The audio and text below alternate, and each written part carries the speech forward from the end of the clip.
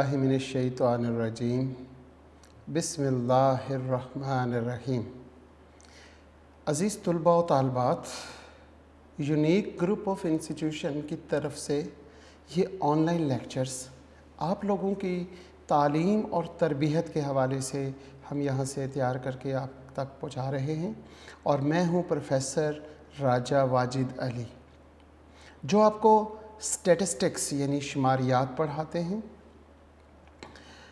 शुमारियात में statistics second year में हम टेक्स्ट बुक को फॉलो कर रहे हैं और टेक्स्ट बुक में हम तकरीबन चैप्टर नंबर 10 है न्यूमेरिकल नॉर्मल डिस्ट्रीब्यूशन, और इसका क्वेश्चन नंबर 7 का फर्स्ट पार्ट हम लास्ट लेक्चर में कर चुके थे। आज हम सेकंड पार्ट और आगे चलेंगे। इससे पहले एक बहुत अहम बात, इंसान इस दुनिया में आकर सिर्फ़ एक चीज़ की कोशिश करता है और वो चीज़ है कामयाबी। वो जिस काम में, जिस फील्ड में वो कदम रखता है और उसकी कोशिश होती है कि वो कामयाब हो जाए। इसी तरह हमने एक कदम ज़िंदगी में भी रखा हुआ है और हम कोशिश करें कि ज़िंदगी में भी कामयाब हो जाएं। ज़िंदगी के बाद जो मराहिल शुरू होंगे, यानी कि यहाँ से जब हम इंतकाल कर जाएंगे और अगले जहान में जाएंगे, जिसे कब्र, फिर रोज़े महशर और फिर आखिरत, क्या हमने ये सोचा कि वहाँ की कामयाबी क्या है, उस कामयाबी की तरफ हम कैसे चलें। एक बहुत ख़ूबसूरत एग्ज़ाम्पल मेरे जहन में आई। शायद अज़ीज़ तलबा व तालिबात वो एग्ज़ाम्पल मैं सही तरीके से आपको समझा ना पाऊँ, लेकिन फिर भी कोशिश करूँगा कि वो आपको थोड़ी सी मैं हिंट दे दूँ, समझाने की कोशिश करूँ। आप हो सकता है इसलिए ना समझ सके क्योंकि आपने उस चीज़ की ऑब्ज़र्वेशन, उसको देखा नहीं हुआ। चक्की, जब हम आटा पीसने के लिए चक्की को हम घुमाते हैं तो ऊपर एक बहुत पत्थर की सिल होती है और नीचे भी एक पत्थर की सिल होती है। अब ऊपर वाली जो सिल है और नीचे वाली सिल को एक जॉइंट किया होता है किसी चीज़ के साथ, और ऊपर वाली चक्की को घुमाया करते हैं, साथ बीच में दाने डालते हैं और वो पिस जाते हैं और आटा बन जाता है। मुझे एक बहुत ही प्यारे उस्ताद ने मुझे ये एग्ज़ाम्पल समझाई थी, मैं आप लोगों से शेयर कर रहा हूँ कि जब वो चक्की चल रही होती है, आटा पिस रहा होता है, पिसते पिसते पिसते जब उसकी सफाई करने लगे तो उस ऊपर वाली सिल को उठाया गया तो कुछ दाने सिल के दरमियान में ऐसे थे जो साबित थे, वो पिसे नहीं थे। अब उन दानों से पूछा गया कि तुम्हें हमने बाकी दानों के साथ इस सिल में डाला, इस चक्की में डाला, हमने ऊपर से बड़ी कोशिश के साथ पीसा, बाकी सारे दाने तो पिस गए, तुम कैसे बच गए। तो उन दानों ने बहुत खूबसूरत अल्फाज अदा किए। वो जो जॉइंट नीचे वाली चक्की का ऊपर वाली सिल के साथ था, कहते कि हम इस जॉइंट के पास आ गए थे। इस जॉइंट के पास जब हम पहुंचे तो हम बच गए, क्योंकि उस जॉइंट के पास कुछ ऐसी जगह होती है कि जिससे वो सिल को घुमाने में वो आसानी होती है और वो वहाँ पे अगर उसके साथ हो तो वो फिर घूमेगी नहीं। उन दानों का जो ये जवाब है,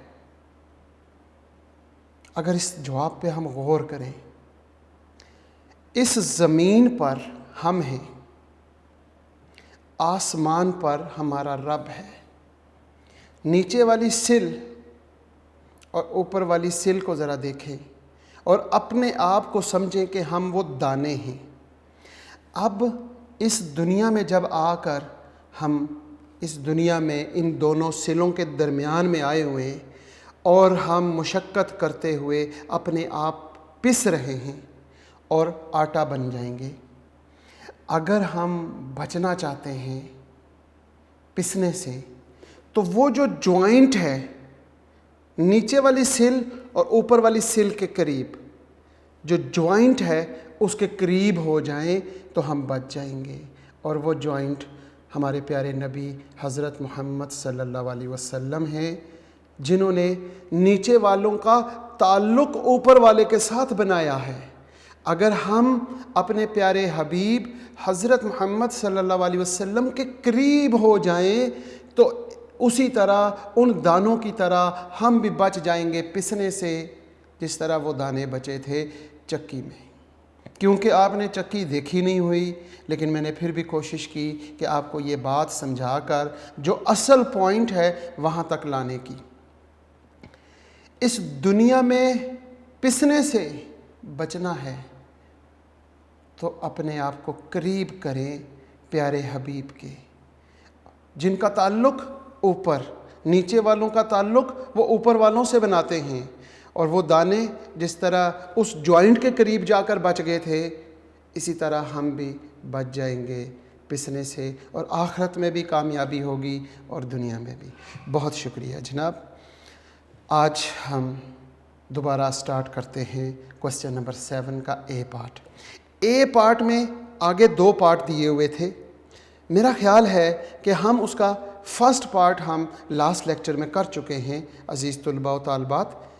हम उसका सेकंड पार्ट, वैसे मैंने आपको कहा था कि इसका सेकंड पार्ट आप ख़ुद कीजिएगा।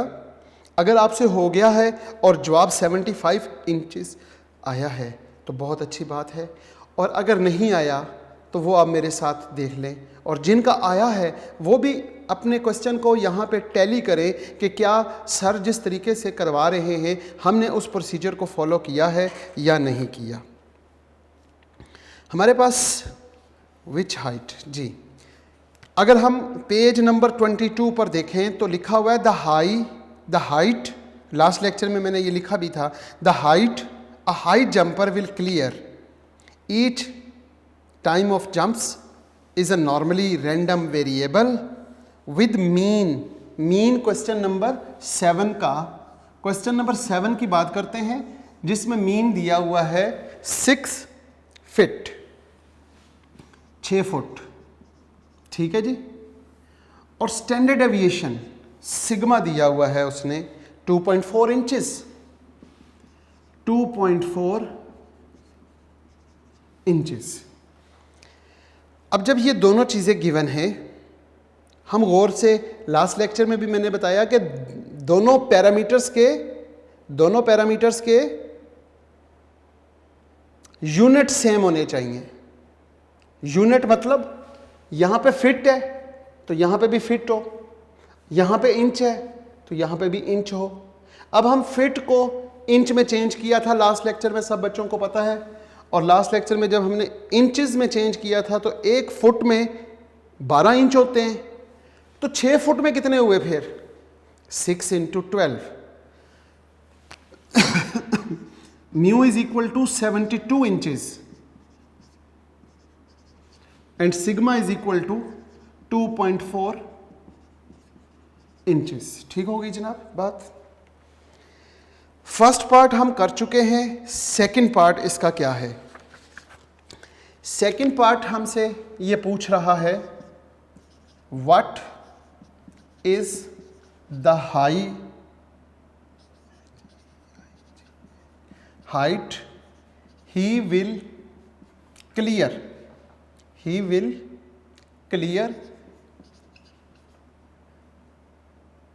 only 10% of the time.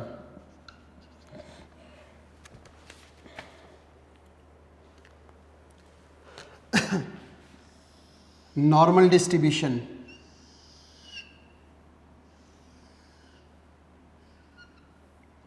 ये जनाब नॉर्मल डिस्ट्रीब्यूशन की डायग्राम जिससे आप सारे बच्चे वाकिफ़ हैं। यहाँ पर अगर आप गौर करें तो ये एक्स एक्सिस होती है, -∞ टू +∞ इसकी रेंज है। इसके मिड में हमेशा मीन की वैल्यू लिखते हैं। मीन कितना है? मीन 6 फीट है या 72 इंचेस, क्योंकि ये इंचेस में है, ये भी इंचेस में है। हमने सेम यूनिट को प्रेफर करना है और उसी से सॉल्व करेंगे। तो यहाँ पे 72 लिख लेते हैं। z एक्सिस, इसकी लिमिट -∞ टू +∞ होती है। मीन इसका 0 है। व्हाट इज द हाइट, यानी कि हाइट की वैल्यू मालूम करनी है। Height is represented by x, x की वैल्यू मालूम करनी है। He will clear only 10%। Clear, अब मुझे बताएं कौन लोग हैं जो क्लियर करेंगे? वो -∞ के करीब होंगे या +∞ के करीब होंगे? जो क्लियर कर लेते हैं वो अंडरस्टूड है पॉजिटिव इन्फिनिटी की तरफ होते हैं। अब हम शुरू कहाँ से होंगे? -∞ से शुरू करते हैं और कहाँ तक? 10% क्लियर। तो यहाँ पे लेट सपोज 10% क्लियर, ये लोग हैं जो 10% क्लियर हैं। ये एरिया हमने मालूम करना है। अब ये एरिया हम कैसे मालूम करेंगे? यहाँ पे हम सपोज करते हैं ए, हमने ए की वैल्यू फाइंड करनी है। और ये जो एरिया शेडेड है ये कितने परसेंट है? ये है 10%। 10% का मतलब 0.10। अब अगर इस डायग्राम के मुताबिक, इस सेंटेंस के मुताबिक अगर हम बात करें तो हम कहेंगे प्रोबेबिलिटी एक्स की वैल्यू ए उससे ग्रेटर या उसके इक्वल वो है 0.10।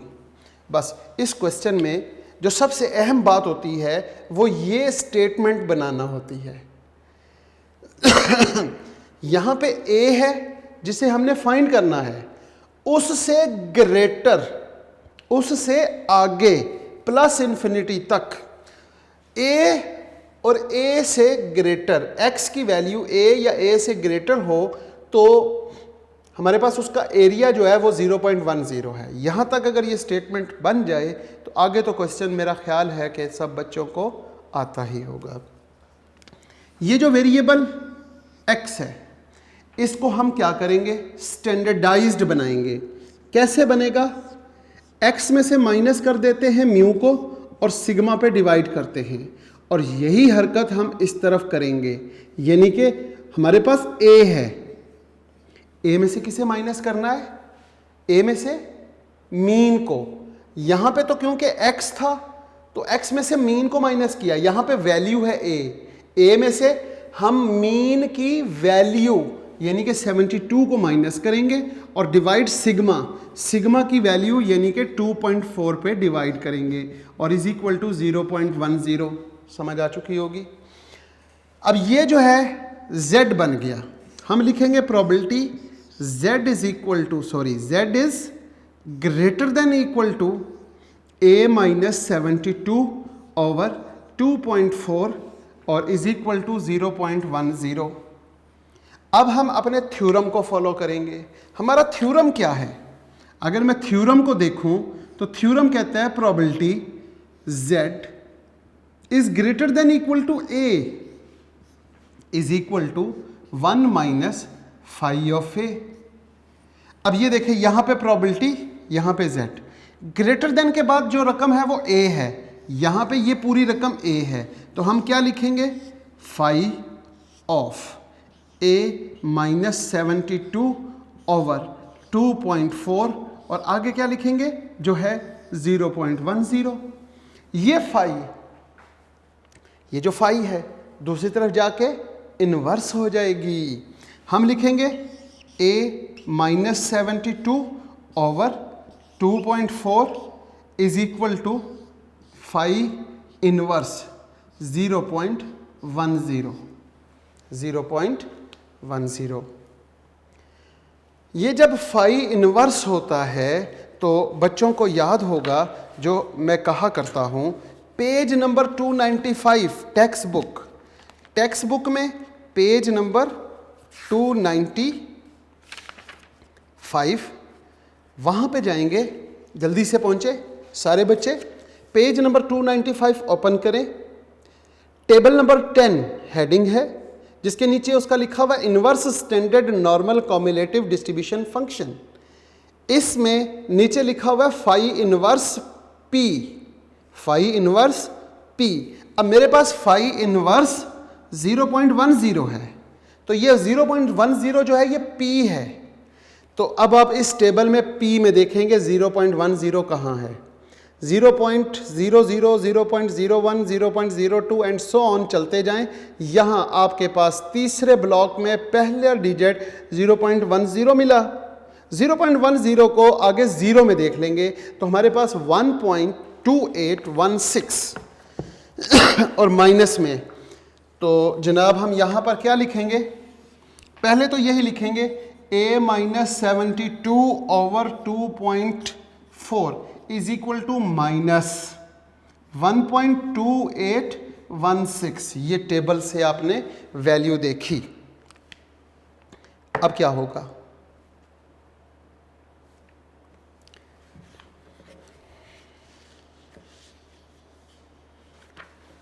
एक बहुत बड़ी गलती हो रही है क्योंकि माइनस में वैल्यू आ गई और मुझे याद है कि इस क्वेश्चन में माइनस में नहीं होती। गलती क्या है? हमने यहाँ पर क्या किया? Probability z is greater than equal to a, formula follow नहीं किया हमने। यहाँ पे 1 माइनस फाई ऑफ a है, 1 माइनस, तो यहाँ पे हमने 1 माइनस लिखना था, सॉरी 1 माइनस। अब क्या होगा? 1 minus 0.10 is equal to phi of a minus 72/2.4 ये आ जाएगा। अब हम देखते हैं कि हमारे पास आगे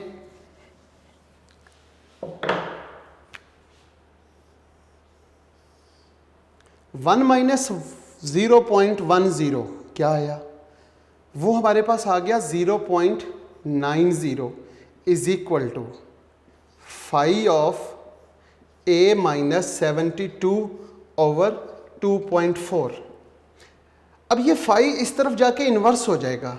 phi inverse of 0.90 is equal to a minus 72/2.4।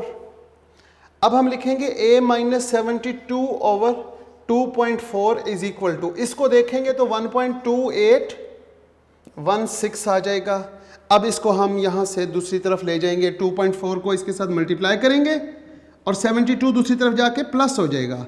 a minus 72 is equal to 2.4 into 1.2816, a is equal to 72 और प्लस 2.4 को जब हम मल्टीप्लाई करते हैं तो जवाब आ जाएगा 1.2816 को मल्टीप्लाई 2.4 से करें और प्लस करें 72 में तो जवाब आ जाएगा 75.075 है, सॉरी यहाँ पे 75, ये आपका आंसर है।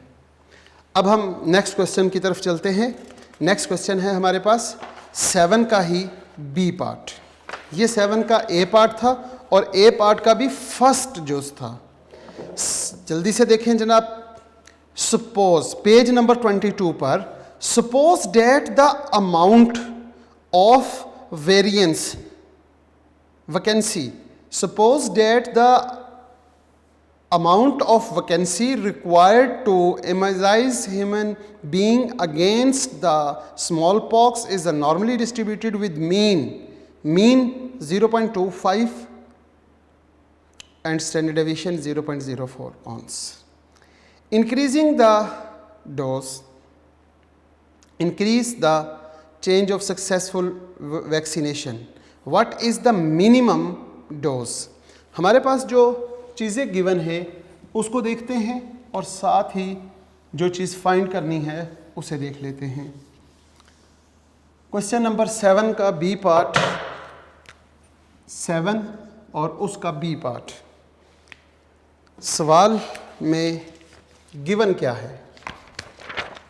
म्यू गिवन है जी, अगर आप देखें 0.040 और सिग्मा गिवन है। सिग्मा कितना गिवन है? 0. ये 0.250, 0.040। और सवाल क्या पूछा हुआ है? सवाल ये पूछा हुआ है what is the minimum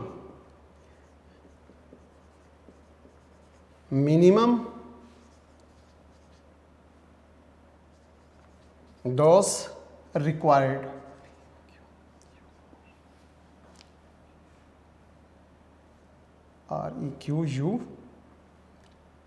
REQUIRED required to produce success in 99% of cases। ये सवाल है।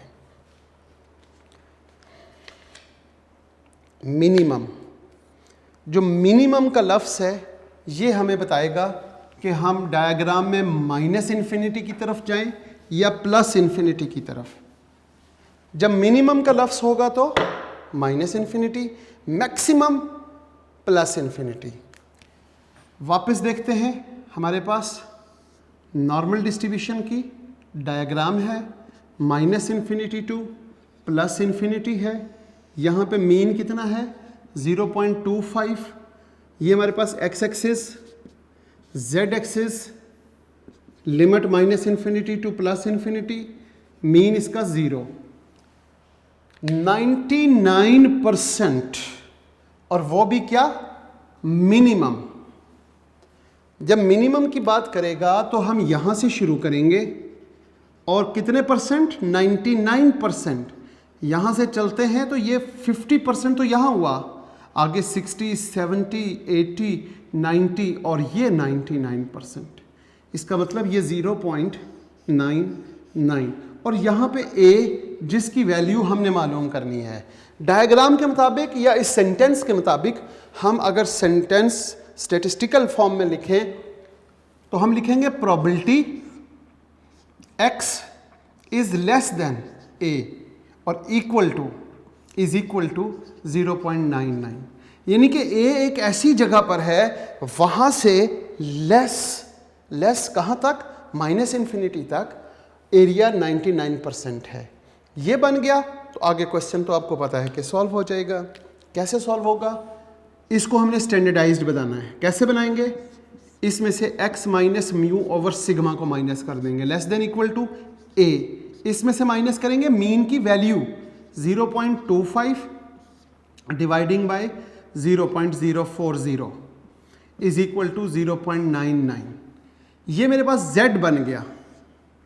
Probability z is less than equal to a minus 0.25 over 0.040 is equal to 0.99। यहाँ पे हम देखते हैं probability z is less than equal to a। क्या है थ्योरम? Phi of a। लिहाजा ये सारी रकम को इस थ्योरम को फॉलो करते हुए हम लिखेंगे फाई ऑफ a।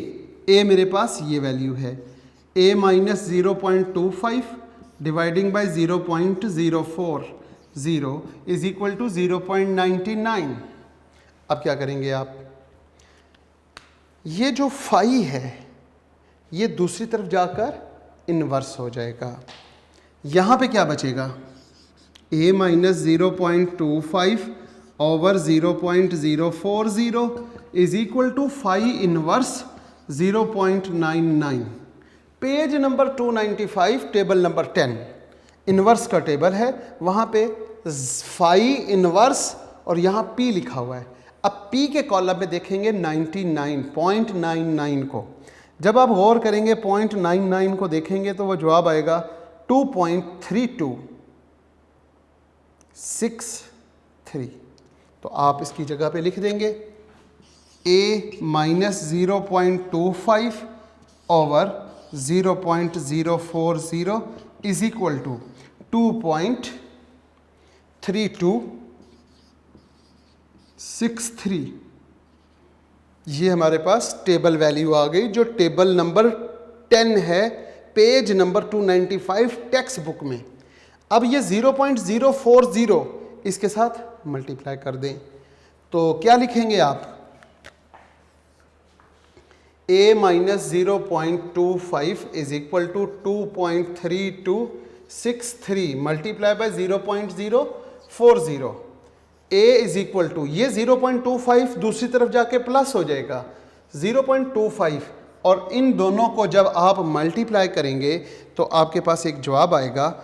उस जवाब को 0.093052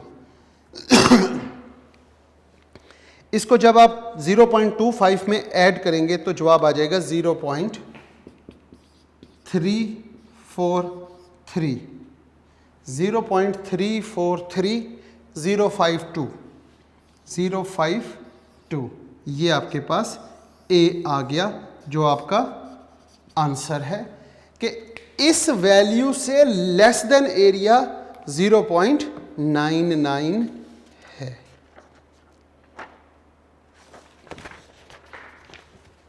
अब हमारे पास आ जाता है क्वेश्चन नंबर 8। इस चैप्टर को हमने 3 हिस्सों में तकसीम किया था, अगर आपको याद हो तो। इस चैप्टर को हमने 3 हिस्सों में तकसीम किया। पहले 4 सवाल पहली टाइप थी, उसके बाद नेक्स्ट 4 क्वेश्चन यानी कि 8वें सवाल तक हमारी दूसरी टाइप है, और फिर तीसरी टाइप शुरू होगी, वो भी तकरीबन आगे 4 से 5 सवाल हैं, और फिर उससे आगे इन तीनों टाइप्स को मिक्स करके दे दिया गया। वो 3 टाइप्स कौन सी थी? एक था पॉइंट यानी कि x a और b, एक है एरिया या प्रोबेबिलिटी यानी कि वो जो हमारे पास 0 पॉइंट जो एरिया दिया होता है, और एक है पैरामीटर। अब जो पहली टाइप थी उसमें क्या था? उसमें पैरामीटर और पॉइंट दिया हुआ था, एरिया मालूम करना था। पहले 4 सवाल, ये हमारी पहली टाइप कंप्लीट हो गई थी। अब आगे वाले जो 4 सवाल थे वो कैसे हैं? पैरामीटर और प्रोबेबिलिटी दी हुई है, पॉइंट मालूम करने हैं कि वो पॉइंट, जैसे ए मालूम किया। अब तीसरी टाइप क्या होगी? पॉइंट और प्रोबेबिलिटी दी होगी तो पैरामीटर मालूम करने को कहेगा। अब हमारे पास ये लास्ट क्वेश्चन है दूसरी टाइप का, जिसमें हमने पॉइंट मालूम करना है। क्वेश्चन नंबर 8 का ए पार्ट अच्छा खासा लेंथी क्वेश्चन है, समझने वाला क्वेश्चन है, और उम्मीद करता हूँ कि इस लेक्चर में आप बच्चों को समझा पाऊँगा।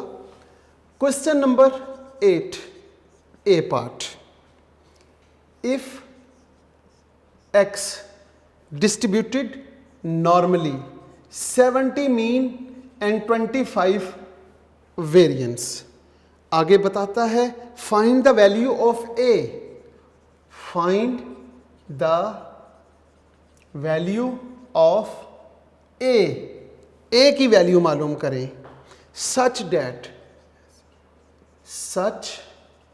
That probability absolute x minus 70 less than a is equal to 0.8 या 80। इसके बाद दूसरी बात वो कहता है hence find the limits within which the central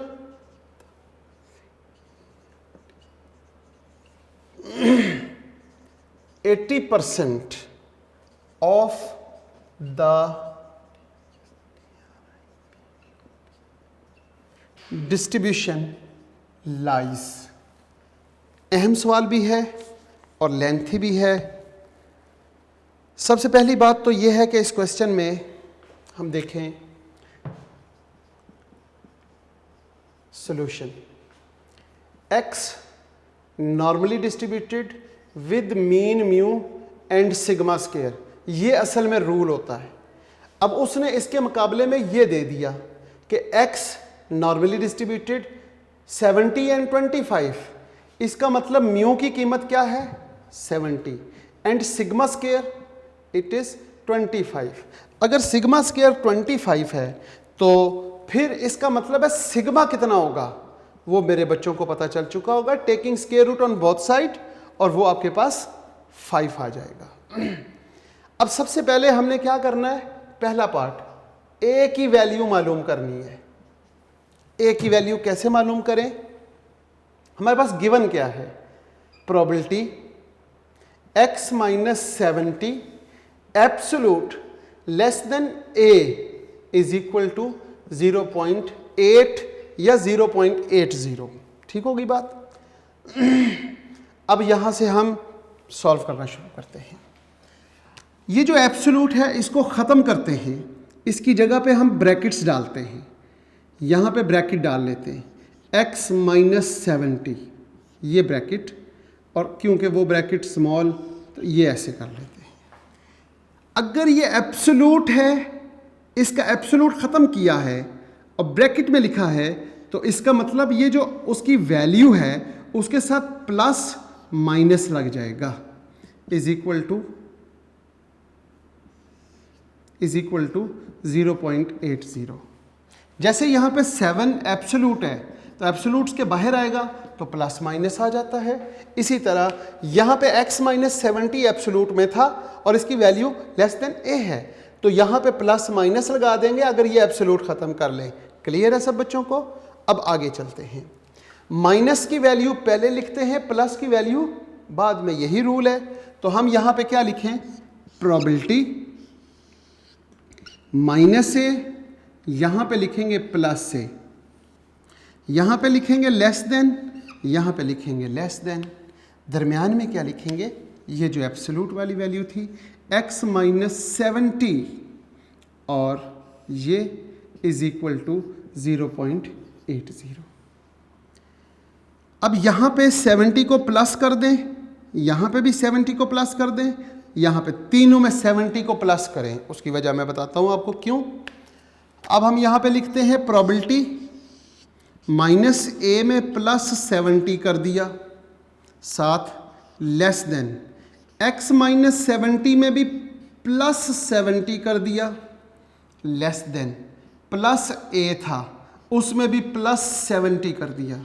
ये जो माइनस 70 था इसको ख़त्म करने के लिए हमने 70 को ऐड किया, ये 70 से कैंसिल हुआ, तो मेरे पास क्या बचा, probability minus a plus 70 less than x less than a plus 70। ये ले, दरमियान में x लाने के लिए 70 को प्लस किया। मैं यहाँ डायग्राम बनाता हूँ ताकि थोड़ा सा मज़ीद क्लियर हो। नॉर्मल डिस्ट्रीब्यूशन है हमारे पास, minus infinity to plus infinity, दरमियान में म्यू हमारे पास 70। अब माइनस a प्लस 70 करेंगे तो 70 से पीछे रहेंगे, यहाँ से पीछे आए, यहाँ पे हमारे पास x1 है और वो है माइनस a प्लस 70, और यहाँ पे प्लस a प्लस 70 करेंगे तो 70 से आगे चले जाएंगे। यहाँ पे सपोज करते हैं ये x2 है और यहाँ पे प्लस a और प्लस 70 है, और इन दोनों के दरमियान area in between these two variable, these two point, वो कितना है 0.8। हमारे पास यहाँ से यानी x1 यानी माइनस a प्लस 70 -a + 70 और +a + 70 तक जो एरिया है वो क्या है? 0.80। इसका मतलब ये 0.80 या 0.8 भी लिख सकते हैं। ठीक होगी बात? अब आप इसके बाद यहां पे देखें, एज वी नो डैट, हम ये बात जानते हैं। कौन सी बात? Total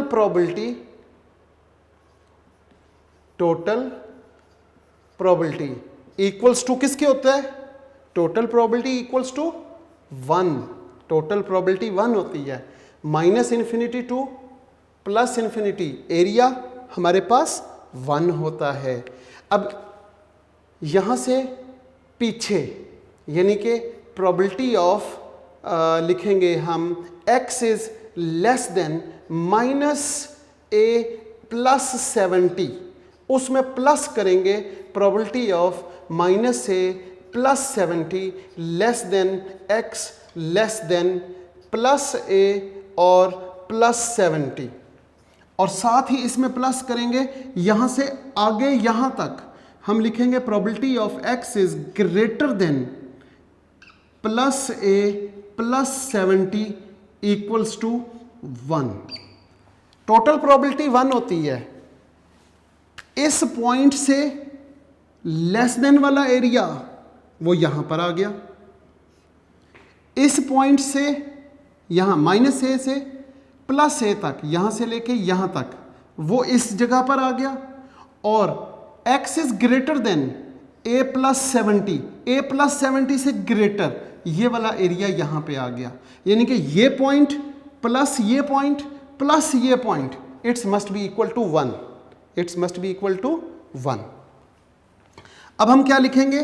probability x is less than -a + 70, ये लिखेंगे, प्लस इसकी वैल्यू कितनी है? 0.80। 0.80 plus probability of x is greater than a + 70, a + 70 equals to 1।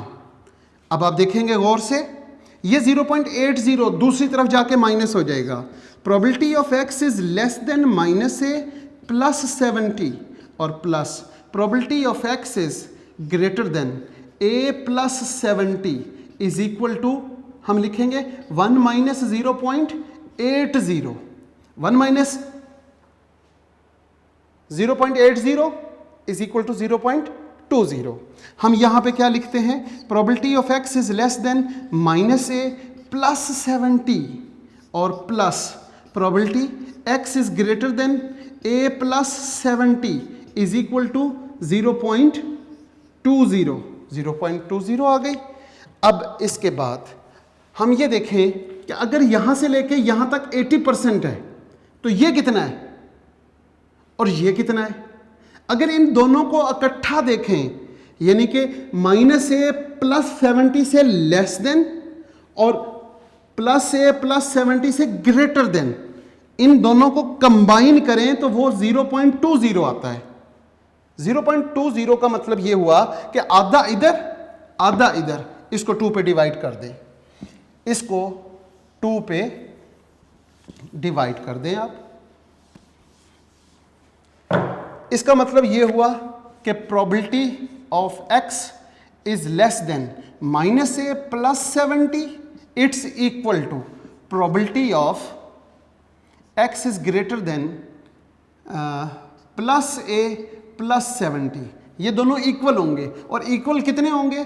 0.20 को 2 पे डिवाइड करने से। Probability of x is less than -a + 70 is equal to probability of x is greater than +a + 70 is equal to 0.10। अच्छा जी, इस line का मतलब ये हुआ कि probability x is less than -a + 70 is equal to 0.10 और probability of x is greater than +a + 70 is equal to 0.10। ठीक होगी बात? यह ब्रैकेट क्लोज करनी थी। अब जनाब ज़रा गौर करें कि ये वही स्टेटमेंट्स हो गई जिस तरह हमने question number 5, question number 6, question number 7 के तमाम पार्ट्स किए। Probability x is less then कोई नंबर होता था, इसी तरह एरिया दिया होता था। अब इसमें से किसी तरीके से आपने ए की वैल्यू मालूम करनी है, इसको स्टैंडर्डाइज्ड बनाएं, फार्मूला करें और सॉल्व कर लें। ठीक होगी बात? बिल्कुल इसी तरीके से इसको भी सॉल्व कर लें। आज का लेक्चर हमें यहाँ पे इख्तिताम करना पड़ेगा क्योंकि हमारा वक्त एक मुकर्रर होता है 40 मिनट्स या 40 मिनट से कुछ कम। अब हमारा लेक्चर नेक्स्ट लेक्चर में इंशाल्लाह मैं कोशिश करूँगा कि इससे आगे चलूँ। यहाँ तक आप नोट करके रखें, बल्कि इससे आगे भी सॉल्व करें, कोशिश करें कि ये आप कंप्लीट कर लें। इंशाल्लाह नेक्स्ट लेक्चर में मुलाकात करते हैं। आज का लेक्चर का इख्तिताम आखिरी दुआ के साथ कि अल्लाह ताला खात्मा बिल ईमान, आमीन।